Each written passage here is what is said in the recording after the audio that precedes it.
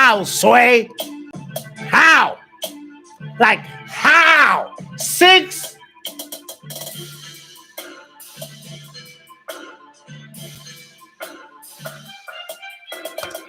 Explain to me how professional football players play against other professional football players and concede 6. I didn't say 4. I didn't say 5. I said 6. Now, big shout out to you, Pep Guardiola. Big shout out to you, Erling Haaland. Big shout out to you, motherfucking Phil Foden.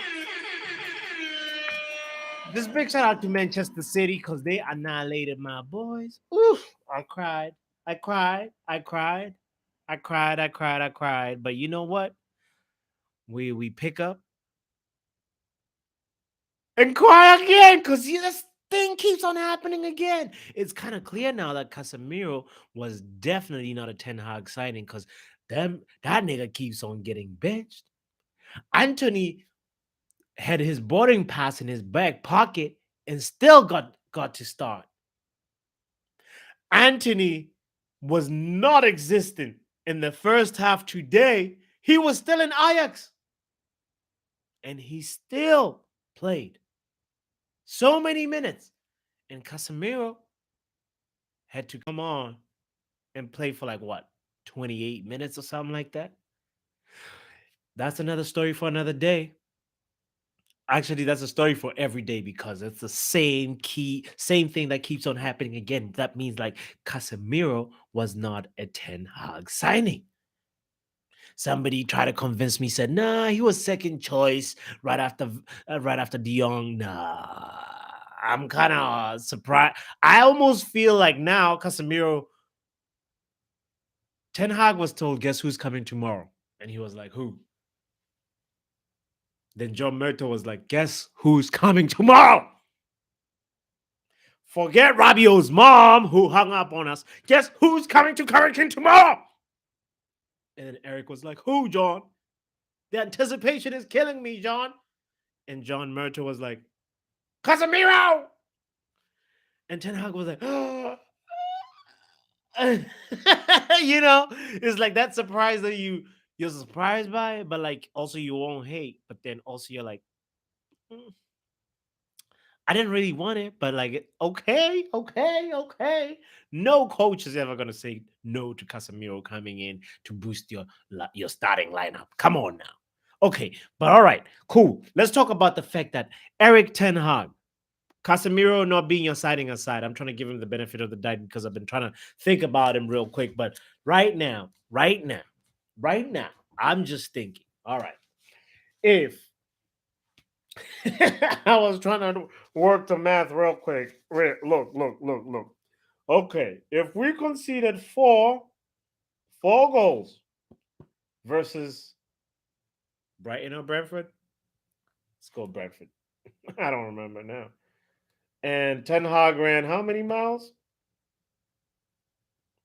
I believe it was 13. 13 miles with the boys, right?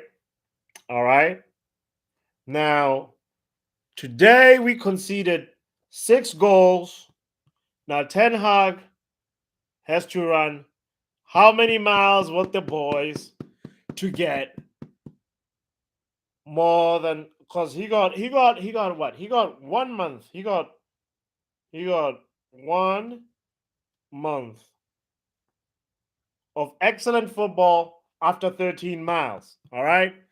So how many miles does Ten Hag have to run to get 2 months of excellent football until we get to Qatar? All right. So 6 times 3, 6, 12, 18, 8. Oh man, I totally did the math and forgot him. I think it's 78, right? 78 divided by 4.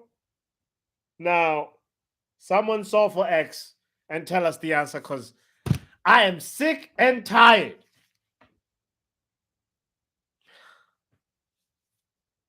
of losing. I thought we were done with the 4-0s. I thought we were done with the 5-0s. But it's happening again. It's happening. Why? Why does it have to happen to the Man United? It's like what we've got the Vecna curse, huh? We've got the Mind Flayer, Vecna, Stranger Things curse, because right now the team is performing horribly. All right, let's start with David De Gea. All right.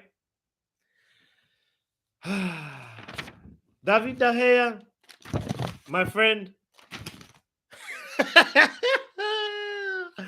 There's no way I can give you a grade above a C.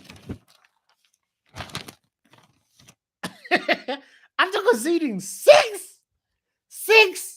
It's like you got the near post glitch, David. It's like your FIFA 23, no, FIFA 22 reincarnated. That overpowered near post glitch starting back that day back in FIFA 21, actually. That's David De Gea. That's what you're suffering from. And you're going to get a fat D. Matter of fact, it's an E. Why am I being so generous? Why is David going to get a D? Because it's an E, my friend. He did not move. First of all, tell me, why are you wearing gloves? Because gloves are meant to do what? To soften. Soften the what? The sting or the shot. Okay? So that means if you wear gloves, you got to use them, David. If you wear gloves from the tunnel, from the dressing room, you're wearing your gloves. In the tunnel, you're wearing your gloves. On the pitch, you're wearing your gloves. You have to use your gloves. Not even a single time you covered your near post. It's like Pep told him he's got the near post glitch. He will not move. Like, okay, I understand. Some of them shots were good. That first time shots, you can't react. You can't really like expect anybody to kind of like guess, unless maybe it happens after 3 times. You're like, bro, come on now. Do something. Just make a movement, David. Make a movement. Make a movement to show you are alive. If you can pick up your freaking salary at the paycheck office, make a movement and cover the near post. My goodness, Chino is out here. Yo, Chino! Big up, Chino! Big up, Chino! Big up, Realist United! Oh! We got some delegates in the house. Yo, no. Real quick, let's get to the grading of these guys. David, he's got the near post glitch. Okay? Chino, my guy. I want to know what grade you'd give David. I'm trying to really fairly assess his performance, because my guy, like, what? If you wear gloves, you have to use them. If you show up to work, you have to at least make a movement. He did not make a single thing. Maybe he kicked a few goal kicks. We can pay him for that. We can give him money for the goal kicks. It's your country, but Chino, my guy, you know I'm from Botswana. Botswana did not make the walk. Botswana, they're waiting for me to go play for them. Okay, I'm gonna go play for. I'm gonna go play for Botswana, and then they're gonna make the World Cup, the next one. Okay, but right now, Chino, where you at? What? I know. I know. Realist United is in Curep. Realist United is in training, and then from there, who else? I know that Macy is in somewhere in the UK. But Chino, let me know which part of the world you at, bro. But real quick, De Gea gets a nice, wonderful E for that. Like, all we can say is he can get money at the end of the week for kicking the goal kicks, and then maybe man, did he even make a single save? Oh no, no, no. He did have a, uh he did have that moment at the very beginning. He had the save at the, like in the first 3 minutes, when Scott McTominay really had the goal line clearance. So David, all right, you get a fat E. All right, let's go to my favorite guy, Tyrell Malacia. What happened to Tyrell? Tyrell got on a bus, and then somehow Tyrell got nervous. So my boy also, but then we can't blame him fully because he wasn't getting help. He wasn't getting help from Rashford. So, he also got an early yellow card, made the game complicated. He was not imposing himself offensively, and that was his performance also against Arsenal. Let's not forget, against Arsenal he didn't really have a good game. I know Saka, you know, eventually, Saka got a yellow card. Saka got a yellow card because he was frustrated, but Saka, got the best of Malacia a few times, and it's continuing. And I'm a little bit worried because Tyrell, I like you not because you have a work visa, but because you show up to work and try to be the best you can. And as an immigrant in the United States of America, I want to draw inspiration from you. Anybody around the world has to know that Tyrell is somebody to look up to. Okay, he puts the best foot forward. So, but today he got nervous. He got on a bus and got nervous, and Pep's tactics and Phil Foden pocketed him. So you get a D, Tyrell. You know, I just gotta see you better. You got mashed up, my brother. You got mashed up. Phil Foden took really, really, really, really took you in his pocket, and you're in Phil Foden's wallet right now. All right, let's go to Dallo real quick. Since we're on the fullbacks, that early yellow card didn't help, huh? That 2 minutes in, we get a yellow card, Dallo. That does not help, my guy. That does not help. So it has to be a D, you know? It has to be a D because we didn't see anything offensively. Vibe said Stoke, UK. Hey! Big up to Vibes in Stoke, UK. Oh, no. Vibes, he said, realist is from Stoke. My fault. Yo. Big up to Stoke. That's one of the places I want to go. Also, why don't you support Stoke, man? Because I feel like you'll have less stress.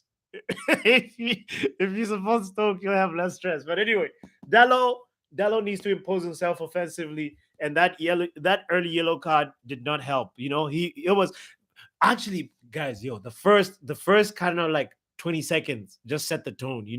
We started off with the kickoff. The ball, I think, went to Martinez to Varane to Malacia back to Varane to Martinez, and then Martinez is the one that took the long shot, toward the long pass towards Sancho on the left. And then, obviously the long pass didn't make it. And then from there it was already a gift to Manchester City of possession that we were given from kickoff, right? And that set the tone, right? Few seconds later, Dallo gets that yellow card. He has to make that tackle. Honestly, he didn't have to, but he had to be aggressive. And, he was not smart with his aggression. And that's why, for me, Dallo, you get that fat D. Now, Varane, you are the Rolls Royce that I put my faith on. Varane, you're a tough one to judge because, okay, we conceded because you were injured. We conceded the third goal. You should have seen it. When Kevin De Bruyne gets into that sweet spot right here in the Kevin De Bruyne hot zone, right here. Oh, You do not want to let Kevin get in here because you know it's going to be a problem. We could blame the hair a little bit and be like, yo, you could have stepped forward because you know that Kevin is going to cross it. But like, Varane, that ball curved right around you, and you have to take the blame for that. Yeah, and then you touched your ankle after that. If you're not fit, just get off the pitch. Get Lindelof in quicker. Now, for that reason, you get a D. Now, let's go to real quick Martinez. Martinez, you're actually the only defender that, for me, performed out of everybody that's including the goalkeeper. You're the one that I'd say you get a C minus. It's a pity I don't write minuses, but you get a C minus, you know? So, okay, in the first half, you were good. Sometimes you picked up the ball. You were the only confident player from the back that could, beat a few people. That was kind of impressive, but we need more of that in the second half. You crumbled with the team in the second half. You and freaking. Okay, we'll get to the midfield in a second. So that's why you get the C. All right. Now let's get to Anthony. Anthony, my guy, you were in Ajax in the first half, still printing your boarding pass. After the team talk, he came in, and then he showed a little bit of like, I can take the game by the scruff of the neck kind of attitude, which is what we need. More of that, more of that. But like, you know what, man? We need more of that in the first half, okay? So that is why I'm going to give you a C, all right? We need more of that in the second half and the first. The game is played in two halves. Scott McTominay. Scott, really, you should be getting a D, but because you're one of my favorite players in Manchester United in the midfield, I'll give you a C. I'll adopt you right now because you have no parents. No Manchester United fan really wants to adopt you. I will take you into custody, Scott. I will adopt you today and say you had a bad day at the office. You get a C, and you know what? You keep it moving. You pick up next game if you get a chance versus the Ammonia team or whatever, or you make sure you score. Because Casemiro showed if that long range shot went in, then for sure Casemiro is taking that spot. We're gonna see what Ten Hag does. But I feel like you didn't have an extremely terrible game, but also you were not good. So you get a C. All right, let's go to Rash. No. Who was else? How can I forget about Mr. Hollywood? Mr. Hollywood, you have to get a D. You were okay in some moments when we didn't have the ball, especially in the first half. But then we need you. You're the attacking midfielder. We need you to be producing. Where were the assists? Where was the temperament? Where was the maturity? Where was the link-up play? Where? Bruno, I saw you arguing with the ref too late. You get a yellow card for what? You must get a D minus, matter of fact. Should be an E, actually. All right. Next, Rash. Rash, you were MIA first half and in the second half, so it's really a D. D plus. All right. Who else? Sancho. Sancho, the game is played in two halves. I don't know if was it the instructions. Were you told to hug the touchline and never come back? Because hug the touchline, when you lose the ball, sprint your ass and help your motherfucking partner on the wingback position. That's what you need to be doing, Sancho. And he didn't do that. You were MIA. For that, you get a D. Now, who else are we missing? 1, 2, 3, 4, 5, 6, 7, 8, 9, 10. We definitely missing one more nincompoop. Bruno, Rashford, Sancho, Anthony. We had the midfield of what? Ericsson and Bruno. Oh, yeah. Christian. Ericsson. Now, I hope that pacemaker does not have a remote, because it feel like it has one. I hope Pep does not have access, Like, what's going on? You were actually the player, for me, the player that I would have changed in the lineup. Of course, we're talking retrospectively. I take that, of course. It's easier to say, but like, my man, Christian Eriksen, if you're going to have a medium defensive work rate against a ball playing possession team like Manchester City, you're going to be a liability. And guess what? You were a big liability. I don't know what was going on, if your heart was beating right.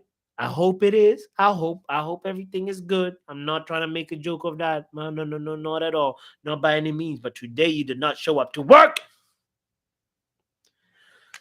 And you were the weakest link in the midfield. For that reason, Ericsson, it cannot be a D. It's a very, very, very strong E. All right? Net effect.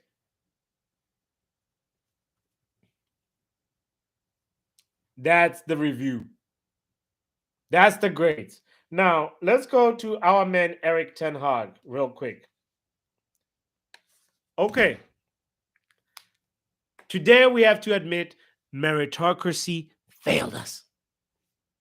The system that Ten Hag was living by and praising and picking players by failed him, because you have to have a balance. Now, I'm not saying you can't do that. Bruno stinks. Realist United said Bruno stinks, and no one will change my mind. Listen, Realist, Bruno, right now, we're not getting the best out of him. You know what's crazy? It feels like Ole had the key to Bruno. Somehow he unlocked him. So, which state in the USA are you in, my brother? Don't tell me you're in somewhere in the East Coast. But I just want to say Bruno right now has not figured out how to fit in this puzzle, because sometimes it feels like he's in there, but he's not really in there. So we need more. We need more. We need a real, really, really strong, sharp match, match fit Bruno, because I don't know if it's like he wasted all of his energy in playing for Portugal. He came in right now and then looks a little bit tired. He's not really, really helping out, especially in the second half. A lot of goals that came in where the reason was because of midfielders not tracking back. And you know what? Eric Ten Hag, I would have said, you have the biggest padlock in the Premier League by the players of Scott McTominay and Casemiro. If you play those two guys in a double pivot, my friend, you have the biggest block in the Premier League. So you need to see that those players can bail you out. Actually, Fred was needed in this game. Fred, that's why I feel like he was there. He got the the shot onto Edison that Martial finished off. So Fred deserves some minutes. Fred is going to get some minutes when Eric Ten Hag reshuffles the team. So it's going to be a good next couple of days to see how Eric Ten Hag tactically responds to this, because these grades don't look good, and we're going to need you to not get an E again. E for Eric Sen, E for Eric Ten Hag. 4 hog, 5 hog, 6 hog, 7 hog. Hey.